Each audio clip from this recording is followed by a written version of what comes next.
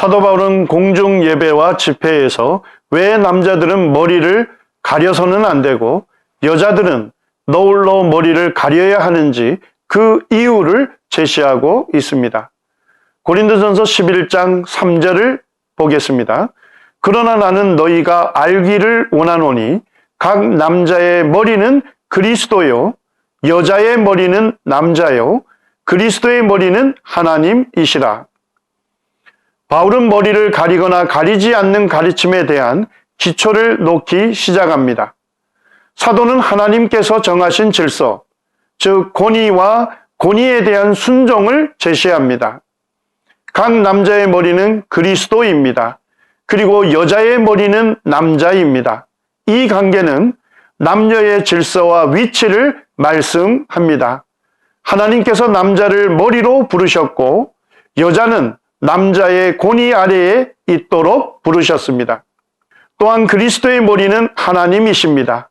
이 세 가지 관계는 하나님께서 직접 제정하신 우주적인 질서이며 교회가 따라야 할 원리입니다.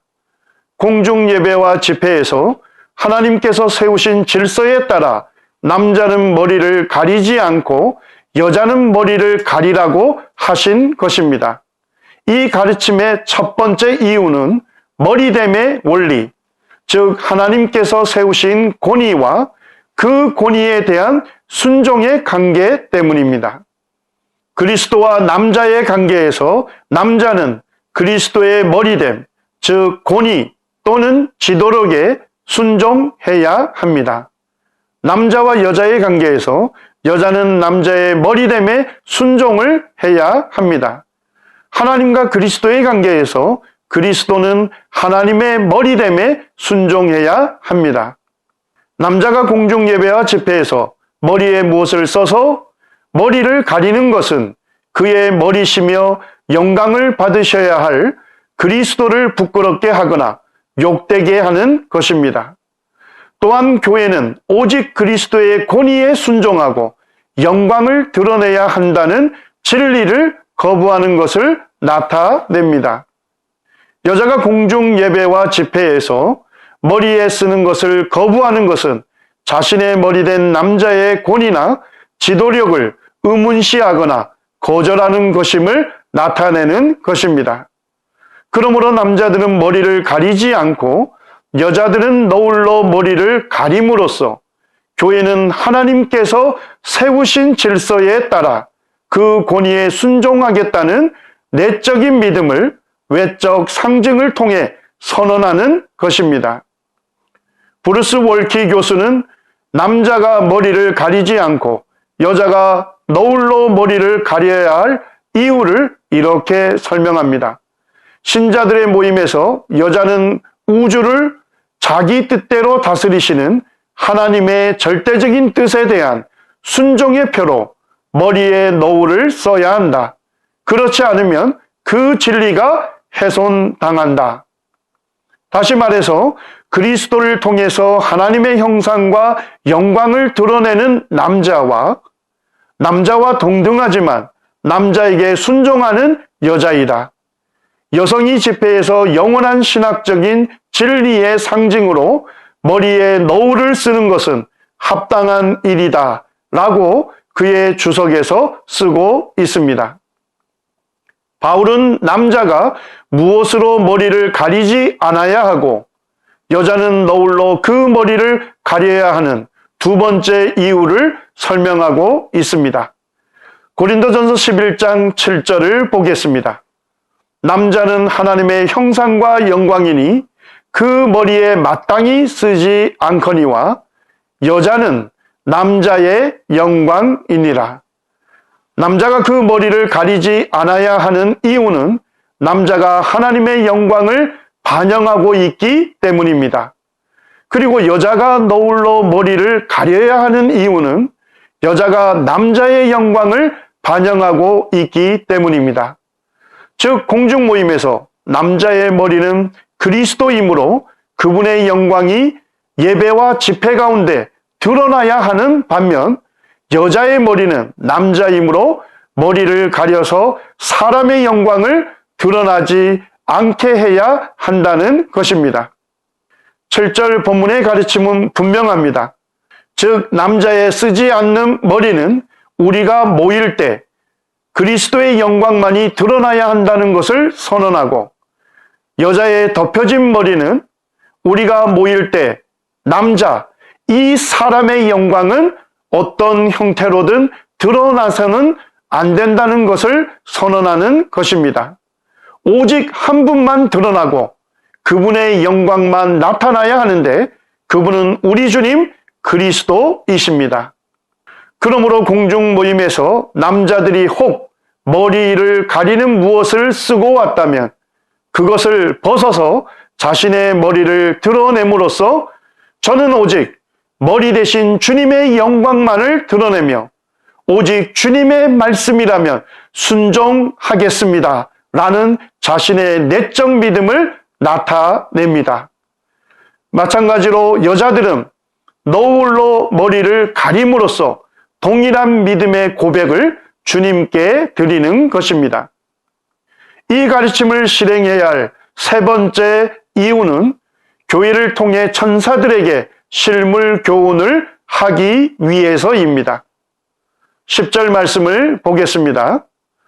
이러므로 여자는 천사들을 인하여 권세 아래에 있는 표를 그 머리 위에 둘지니라.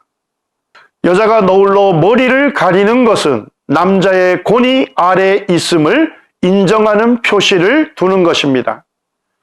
천사들은 하나님의 권위에 순종해야 하며 하나님의 영광을 위해 존재합니다. 그러한 목적으로 창조된 천사들 중에서 천사장 루시퍼와 함께 하나님을 반역하고 하나님의 권위에 도전했던 타락한 천사들이 있었습니다. 그래서 하나님께서는 여자들이 창조의 질서와 목적을 따라 남자의 권위에 순종하듯이 천사들도 하나님의 권위에 순종하는 것이 합당하다는 것을 가르쳐 줍니다. 그러므로 에베소서 3장 10절 말씀대로 모든 정사와 권세들이 하나님의 교회를 통해서 바른 교훈을 배우게 됩니다. 존 칼빈은 그의 주석에서 바울은 성경의 본문들에 의거해서 여자가 남자의 권세 아래 있다는 것을 증명한 후에 여자는 자기가 권세 아래 있음을 나타내는 표를 자신의 머리 위에 두어야 한다고 결론을 이끌어낸다. 여기에서 바울이 사용한 권세라는 단어는 여자가 남자의 권세 아래에 있다는 것을 나타내는 증표를 의미하기 때문에 여기에는 한유법이 사용된 것이고, 그 증표는 겉옷이나 수건 등과 같이 여자가 자신의 머리를 가리기 위해서 쓰는 모든 것을 가리킨다 라고 썼습니다. 이 가르침을 실행해야 할 네 번째 이유는 본성이 남자와 여자에게 가르쳐 주기 때문입니다. 14절과 15절을 보겠습니다. 만일 남자가 긴 머리가 있으면 자기에게 욕되는 것을 본성이 너희에게 가르치지 아니하느냐. 만일 여자가 긴 머리가 있으면 자기에게 영광이 되나니 긴 머리는 쓰는 것을 대신하여 주신 영고니라. 남자는 본성적으로 머리를 짧게 하려는 성향이 있고 여자는 길게 하려는 성향이 있습니다. 남자는 머리를 짧게 함으로써 머리 대신 그리스도를 드러내고자 합니다. 여자의 긴 머리는 머리 된 남자의 권위와 영광을 가리려 합니다. 여자에게 있어서 긴 머리를 갖고 있다는 것은 그 여자의 영광이 됩니다. 그 이유는 긴 머리가 그녀가 여자임을 드러내는 외적인 표시가 되기 때문입니다. 그러므로 긴 머리를 통해 머리된 남자의 영광을 가리려는 여자의 본성이 공중 모임에서 여자가 너울로 머리를 가림으로써 남자의 영광을 분명히 가리는 실행을 지지하고 있습니다. 어떤 사람들은 15절에서 헬라어 안티를 뭐뭐를 대신하여로 번역할 수 있다고 봅니다.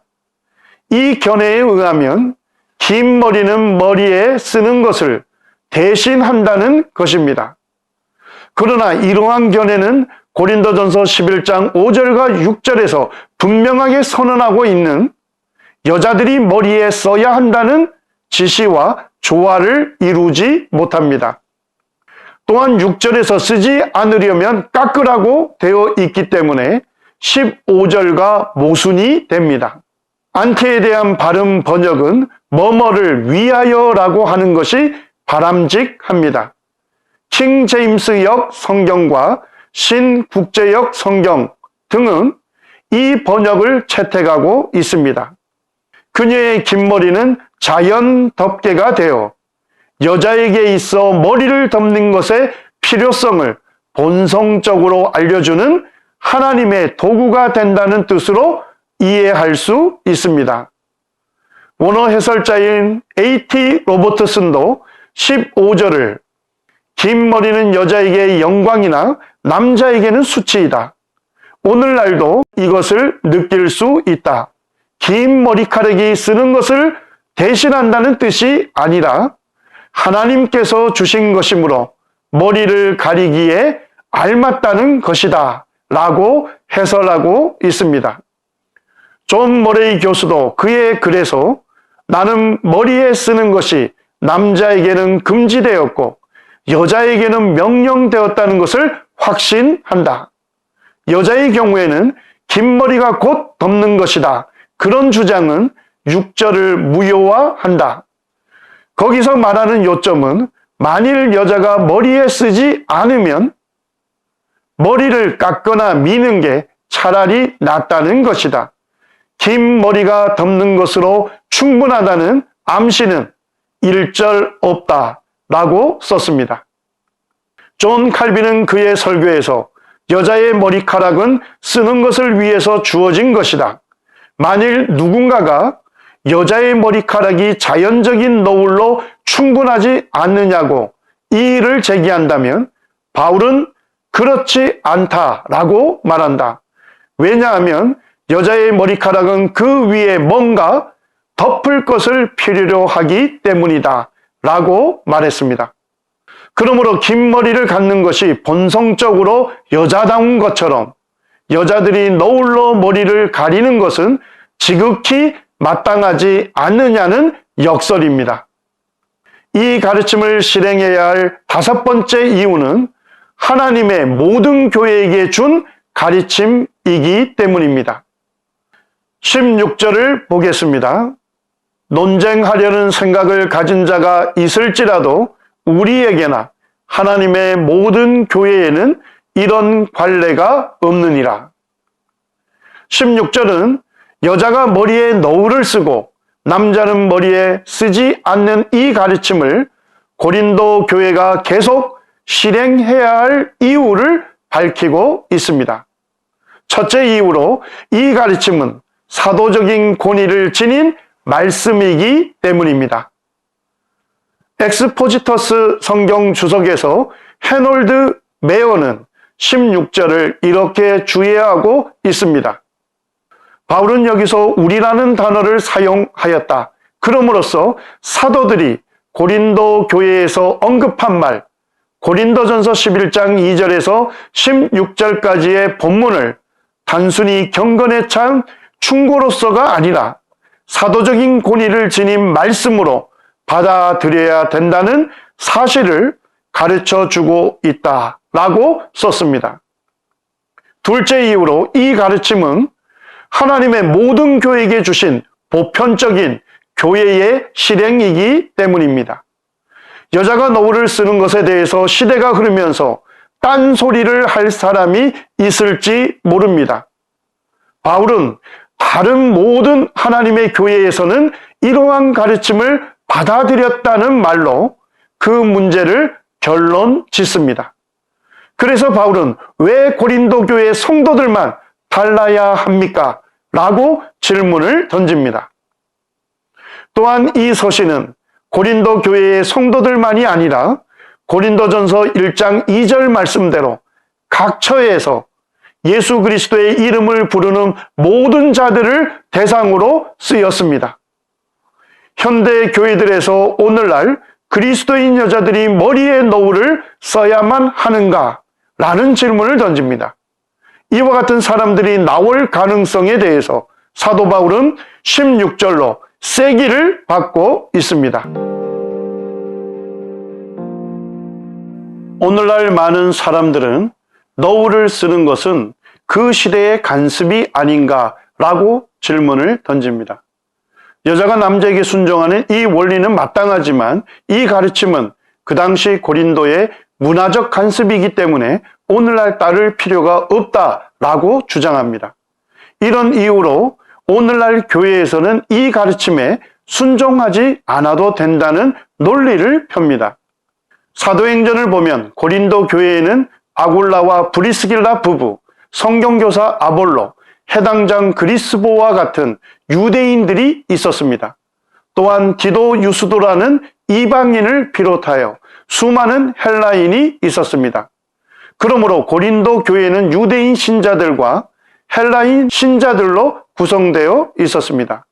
요아임 예레미야스와 피터 톰슨과 같은 학자들은 유대인들의 종교 모임에서 여자들과 남자들은 모두 머리에 무엇을 쓰는 것이 문화적 간습이었음을 밝히고 있습니다.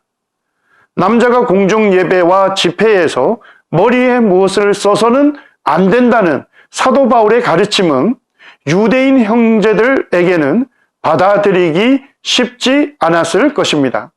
그 이유는 유대인의 문화적 간습에 정면으로 어긋나는 것이기 때문입니다. 유대인들과 달리 헬라의 남자들과 여자들은 머리에 무엇을 쓰고 종교 의식을 들이지 않았다고 웨프케는 말하고 있습니다. 신시아 톰슨도 고린도에서 발굴된 고고학적 유물들을 자세하게 살펴보면서 헬라의 여자들은 너울로 머리를 가리는 것이 선택사항이지 필수는 아니었다라고 기록하고 있습니다. 결론적으로 헬라의 여자들은 특별한 행사와 단순한 장식을 위해 너울을 쓰긴 했지만 공공장소에 나올 때 너울을 쓰지 않고 나오는 것이 큰 잘못은 아니었습니다. 그렇다면 헬라인 자매들에게 공중 예배와 집회에서 너울로 머리를 가리라는 사도 바울의 가르침은 문화적으로 어색할 수밖에 없었을 것입니다. 그러므로 고린도전서 11장의 가르침이 1세기 고린도만의 문화적 간습이었다는 주장은 고고학적 증거로 볼 때 적절하지 않습니다. 이 가르침은 결국 영적인 가르침을 주기 위한 상징적 진리로 보아야 맞습니다. 윌리엄 맥도날드는 11장을 주의하면서 이 가르침이 고린도의 당시 문화를 따르고 있는 것이라 볼 수 없는 성경적 근거를 제시합니다. 7절부터 10절까지의 본문에서 바울은 이 실행을 가르치면서 창세기로 거슬러 올라간다. 이 내용은 여자의 너울에 관한 교훈을 당시에만 실행된 문화적인 것이고 현대에는 적용되지 않는다는 생각들을 영원히 제거시킨다. 남자의 지도력과 여자의 순종은 창세로부터 세우신 하나님의 질서였다라고 쓰고 있습니다. 존 머레이 교수도 바울이 창조의 질서에 호소하고 있는 것으로 보아 여기에 나오는 가르침이 일정 지역에나 일시적으로 적용되었다는 주장은 전혀 지지받을 수 없다. 창조의 질서는 언제 어디서나 항상 적용될 수 있으며 거기서 나온 가르침 역시 그러하다. 나는 머리에 쓰는 것이 남자에게는 금지되었고 여자에게는 명령되었다는 것을 확신한다 라고 썼습니다. 그러므로 1세기 당시 고린도의 문화이기 때문에 오늘날 따를 필요가 없다는 주장은 고고학적 근거나 성경적 근거로 볼 때 설득력을 이룰 수밖에 없습니다. 자매들에게 너울을 쓰게 한 것은 창녀로 오인받지 않게 하기 위한 목적이다 라고 주장하는 사람들이 있습니다. 비록 바울의 가르침에서 창녀로 오인받지 않기를 바라는 의미가 내포되어 있는 것처럼 주장할 수 있겠습니다. 하지만 바울은 결코 그 목적으로 여자는 너울을 써야 하고 남자는 쓰지 말아야 한다고 가르치고 있지 않습니다. 그와 같은 이유 때문에 바울이 하나님의 권위와 영광 그리고 신적 질서까지 언급했다고 여길 하등의 이유가 없습니다. 창녀로 오인받을 수 있기 때문에 너울을 써야 한다는 내용은 성경 본문 어디에도 언급하고 있지 않습니다. 이것은 인간적인 관점에서 편하게 설명하려는 의도가 있습니다. 만약 창녀로 오인받지 않기 위해서 여자에게 공중예배와 집회에서 머리를 가리게 했다면 왜 굳이 남자에게는 머리에 무엇을 쓰면 안 된다는 또 다른 지침을 주었을까요? 창녀와 구별하는 문제로 문화적 명령을 내려야 했다면 남자야 쓰든 벗든 편리한 대로 해도 되지 않았을까요?